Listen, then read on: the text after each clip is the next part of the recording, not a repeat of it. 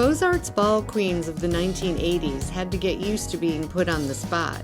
Many were asked directly about their views on the Equal Rights Amendment, marriage, and the Art Association.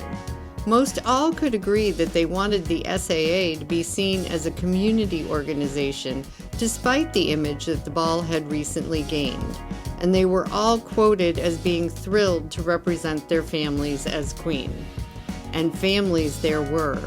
A writer at the State Journal-Register noted that 3 generations of family members wasn't an uncommon sight at the event. It was definitely a family affair, with my grandmother needle-pointing pillows for the ball chairman and others who worked on the ball.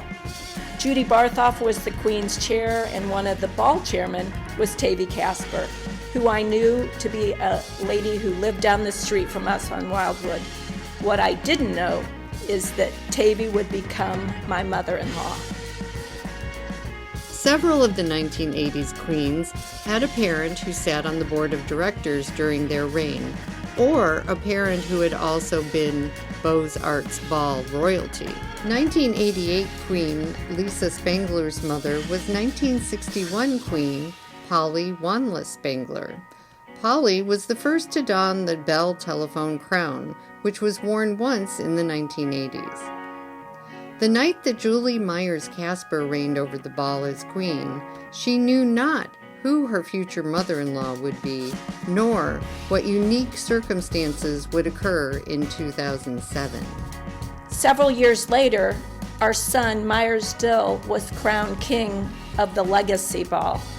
It was wonderful to see the ball come together as a parent, with my good friend Patricia Sankey Marriott at my side. I think it was the first time 2 queens had their children serving as king and queen of the ball. The last official appearance of Governor Thompson as a cepter presenter was in 1981. Some of the first women presenters appear in this decade, like Dr. Ann Pearson and Mrs. DeVera Victor.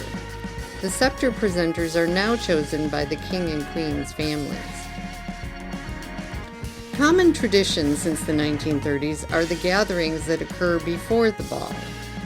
Personnel tea, queen's party, court reception, and many other names have been given to the different social gatherings that have either been held at Edwards Place or at the homes of committee members.